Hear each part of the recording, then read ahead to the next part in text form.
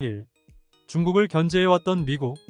미국은 대국 굴기를 선언한 중국을 잠재적 경쟁자로 판단하고 많은 견제를 해왔습니다. 특히 트럼프 대통령 시대에 이런 견제가 강화되면서 중국의 상품에 대해 대거 관세를 부과하는 등의 정책을 펼쳤죠. 바이든 대통령도 크게 다르지 않았습니다. 중국산 통신장비나 CCTV 사용을 규제하고 중국이 첨단 산업을 육성하지 못하도록 반도체 장비 등을 중국에 수출하는 것을 금지시켰죠. 인도태평양 경제 프레임워크와 미국, 일본, 인도, 호주의 4개국 안보협의체 쿼드 등 노골적으로 중국을 견제하는 협의체를 출범시키기도 했고요. 공화당과 민주당 모두 인구 대국 중국의 성장을 불편하게 여겼던 것입니다. 우크라이나 전쟁이 발발하면서 인플레이션이 급등하자 미국이 인플레이션 완화를 위해 대중국 관세 인하 카드를 만질 가능성에 대한 얘기도 있었는데요. 미국은 자신도 상처 입을지언정 중국과 타협하지 않는 모습을 보였습니다. 이 미국의 대중 정책이 바뀐다. 그랬던 미국인데 최근 동향을 보면 대중국 정책이 급격하게 변화하는 느낌입니다. 우선 미국의 옐런 재무장관이 지속적으로 중국과의 디커플링이 큰 실수가 될 것이라는 발언을 내고 있습니다. 가능한 한 개방적인 무역과 투자를 통해 미국과 중국이 함께 이익을 얻어야 한다고 얘기하는 것인데요. 디커플링 정책에서 디리스킹 전략으로의 선회를 얘기하고 있습니다.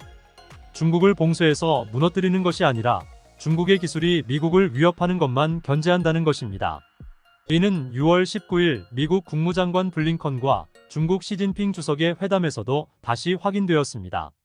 미국은 하나의 중국을 지지한다는 것을 확인시켜 주었고, 블링컨 장관도 디커플링을 원하지 않고 디리스킹 정책만 이어간다고 발표했습니다. 블링컨 장관 이후 제닛 옐런 미 재무장관과 존 케리 미국 기후특사의 방중도 계획되어 있고, 하반기에는 시진핑 주석이 미국을 방문하여 바이든 대통령과의 회담이 추진될 가능성도 제기되고 있습니다. 3. 대중 정책이 변화한 이유는? 미중 관계는 지난 2월 중국의 정찰 풍선이 미국 상공을 누비면서 더욱 악화되었었죠. 적어도 미국의 태도 변화는 2월 이전의 미중 관계로 회복을 의미합니다.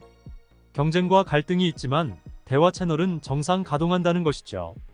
이 정찰 풍선에 대해 바이든 대통령은 17일에 특이한 발언을 했습니다. 중국 지도부가 모른 채 진행되었던 일일 것이라며 정찰 풍선 관련한 논란을 불식시키는 발언을 했기 때문입니다. 눈 가리고 아웅이죠. 그렇다면 미국은 눈 가리고 아웅하면서까지 중국에 대한 정책을 변화시키는 이유가 무엇일까요? 인플레이션으로 경제에 충격이 있는 상황에서도 대중 강경책을 유지했던 미국인데 말입니다. 개인적으로 이는 미국의 경제 상황이 심상치 않다는 것을 의미한다고 생각합니다. 미국은 10차례 금리를 인상하면서 금융위기 이후 접하지 못했던 고금리를 경험하고 있습니다. 이렇게 높은 금리는 미국 경제에 당연히 부담으로 작용하고요. 미국의 성장률이 낮아지고 경기 침체가 심화되면 바이든 정부는 내년 대선에서 승기를 장담할 수 없게 됩니다. 그렇다면 미국은 경제 성장률을 보완할 수 있는 정책이 필요합니다. 금리가 인하될 수 있는 상황이 만들어지면 베스트인데요. 그간 역사를 보면 실업률이 오르고 경기가 급격하게 침체되는 상황에서 금리가 인하되는 것은 시장에 엄청난 독이었습니다. 대표적으로 2008년 서브프라임 사태가 있죠. 2019년처럼 인플레이션이 완화되고 경기가 살짝 식으면서 금리를 인하하게 되면 시장이 안정을 찾았고요.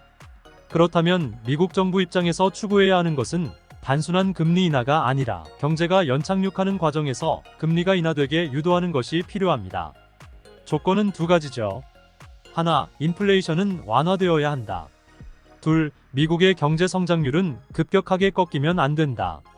이를 위한 좋은 카드가 중국과의 관계 회복이었다고 봅니다. 중국과의 무역 회복은 경제 성장률은 보호하면서 중국의 저렴한 상품을 통해 인플레이션은 완화시킬 수 있으니까요. 물론 대중국 관세를 낮춘다는 얘기가 추가로 나와야겠지만요. 중국도 금리를 인하하고 내수 부양책을 내야 할 만큼 경제 상황이 녹록지 않습니다. 이 상황에서 미국이 내민 손을 잡지 않고 강경하게 나설 가능성은 크지 않다고 봅니다.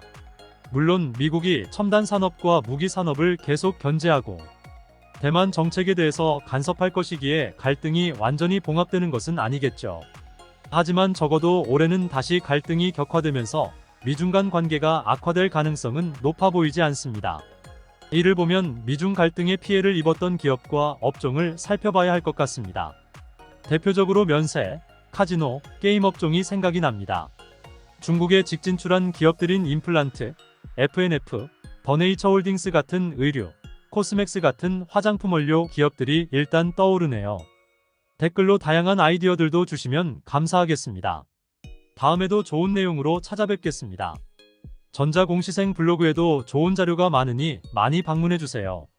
구독과 좋아요도 꼭 부탁드립니다. 감사합니다.